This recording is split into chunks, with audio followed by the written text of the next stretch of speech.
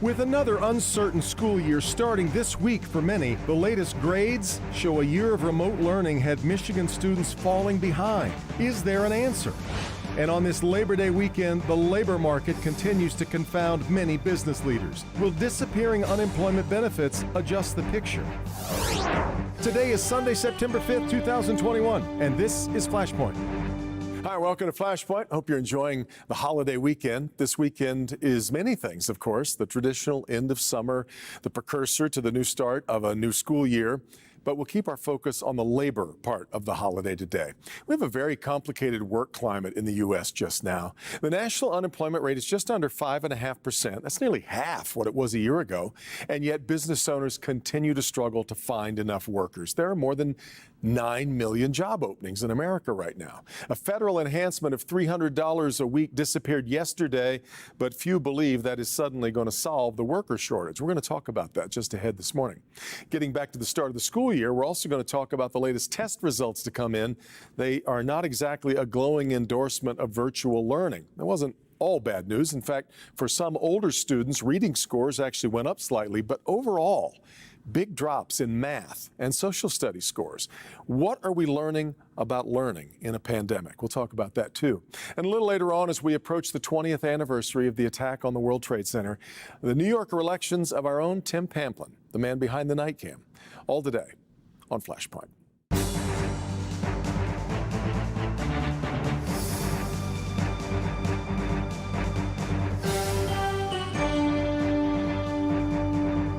As we celebrate Labor Day, the American jobs picture is a bit like looking in a funhouse mirror. Things feel awfully distorted, but then again, a pandemic will do that. Low unemployment, so many jobs yet needing to be filled, a federal unemployment subsidy that ended yesterday, but an enormous number of employees who are working but say they are seriously considering leaving for another gig. Let's talk about the workplace this morning. It is good to have with us Carolyn Casson, the CEO of Michigan Women Forward. Sandy Barua is here, the CEO of the Detroit Regional Chamber, ahead of the big Mackinac Policy Conference coming up this month. John McElroy of Autoline is back with us, and Liz Blondie, the owner and absolute resolute force behind K9 to 5. And Liz, as a business owner, you've talked a lot in the papers, you've been on Live in the D talking about the struggles that you've had in hiring as we head into the fall now. I want to start with you. What's it look like for you now? Unfortunately, it's looking a little bit desperate and not that optimistic. At K9 to 5 right now, we've got 16 open positions. 16. And that number, yeah. Everybody got a pandemic puppy in COVID. So the demand for our services is higher than ever. And the labor pool or the applicants are less than ever. And that's really been consistent, at least for the last 10 months probably. It's frustrating and it's frightening kind of to balance the needs of the business with being an attractive employer at this time. What does it mean for have you gotten to the point where you're having to curtail what you do? Oh, absolutely. Yeah. We're not limited by space. We're only limited by labor at this time. So we're turning away a lot of dogs, which is, always disappointing as a small business owner.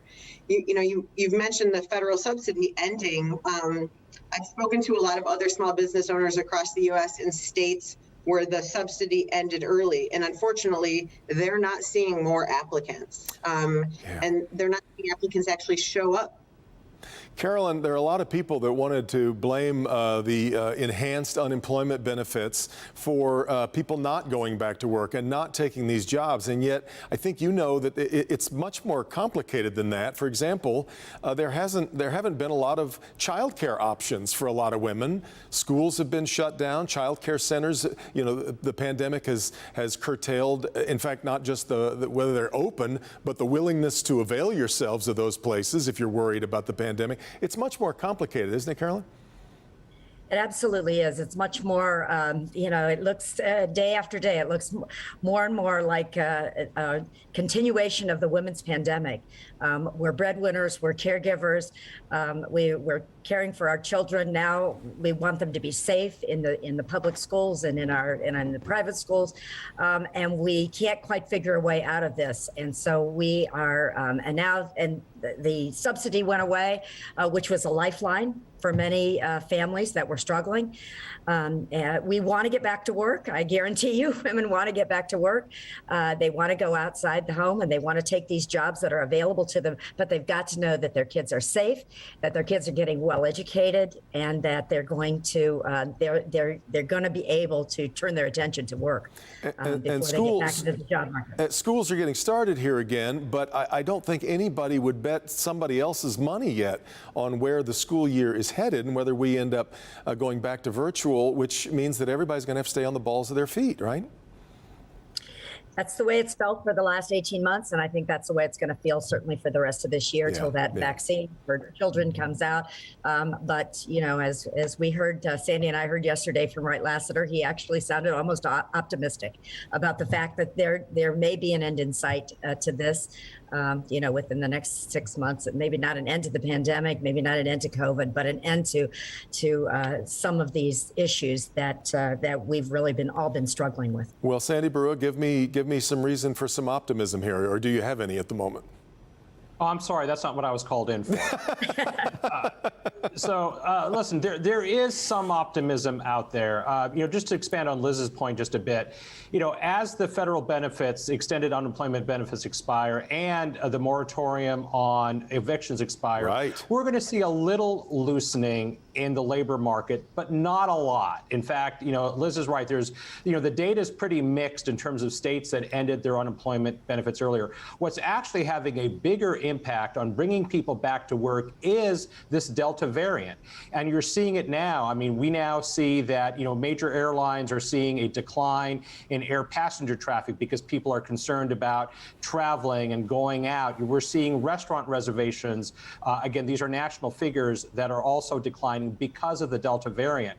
And, you know, so, you know, not just the Detroit Regional Chamber, but the U.S. Chamber, the Business Roundtable, National Manufacturers Association, you know, we've all really encouraged and, you know, and some of those organizations have actually mandated vaccines in their organizations because the fastest way to get back to normalcy, both in our social lives and in our business lives, is to get through this pandemic. And we can't get through the pandemic until people are vaccinated and, you know, this pandemic runs its course. It has gotten so tricky on so many fronts. Let me bring in John McElroy here. John, you, of course, specialize in the auto industry, and it is still, of course, the spoke or the wheel that all the spokes in Detroit turn around in so many ways. We have all these supply chain problems. We've got the chip issue. We've got struggles between unions and management over how they should proceed with vaccines. What's it look like from your vantage point, John? Well, I'm almost tempted to say just another day in the auto industry, because if something's not blowing up, something else is. But look, this labor shortage was an acute issue with automakers and suppliers even before COVID hit, even before the chip situation. Whether you're talking skilled trades or engineers or other technical professionals, the industry was struggling to get them. The one minor lining, silver lining in all this is the automakers, at least for the technical kind of positions, are now able to recruit anywhere in the country, actually anywhere in the world, and tell people, don't worry, you don't have to move to the Detroit area. We're all working remotely. So that's one thing that's working in the favor, but everything else is just a big mess in the auto industry right now. The chip shortage, nobody saw coming. It looks like it's not going to get resolved for another year or so. Everyone thought it would be resolved by now. Right. That hasn't happened. And you just know there's some other big problem lurking out there. And probably the next big problem is getting enough raw materials to make batteries and electric motors for electric cars. Sandy, I think that's exactly right. Everybody thought that this supply chain issue was going to resolve itself. I think more and more the evidence is that this is what we got to get used to. Yeah, I mean, the shortages that are taking place in all industries, construction, manufacturing, food and beverage is just outstanding. But it's not just the supply of materials that John talked about. It's getting materials to wherever they need to go. The shortage in transportation, truck drivers, is just enormous right now. And that's not getting any better either, because the percentage of retirements of older people, 55 and older, has just skyrocketed this last 18 months. Let me get back to Liz, because Liz, as a business owner, I'm really curious about your thoughts and what you're doing when it comes to vaccines.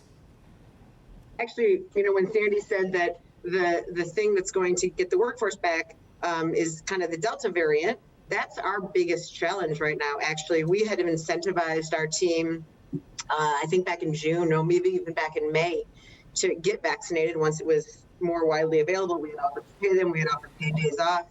And still, I have a very young workforce, probably, 20 to 26 years old, and still 55% of them are vaccinated. And the other 45%, they don't want to get vaccinated. They don't want to hear me talk about it anymore.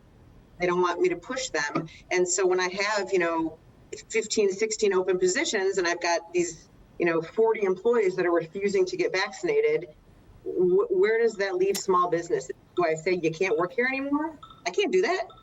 Boy, that's a great point, Carolyn. I think some people have thought that business will lead here with these vaccine mandates, and yet a lot of businesses can't afford to do that. They can't. But those who are leading, I think, are keeping us safe, and thank goodness that they are. Sandy and I see a lot of businesses stepping up and saying, especially businesses that are outward facing. Our business, we are out there working with entrepreneurs, trying to get money into their hands, and we didn't require it, but we strongly encouraged it, and we said, look, think about keeping that person safe. Yeah. John, I've only got about 10 seconds left. Give me your thumbnail on what the vaccine picture is doing to especially the auto industry. Well, the automakers in town here are talking about mandating vaccinations. They haven't committed to quite that yet. The UAW is pushing back. It wants it voluntary. But my bet is when push comes to shove, the Detroit Three are going to mandate it, and suppliers will go along with it. Great conversation, gang. Thanks so much, everybody. Stay safe. Have a great weekend. We'll be back with more on Flashpoint right after this.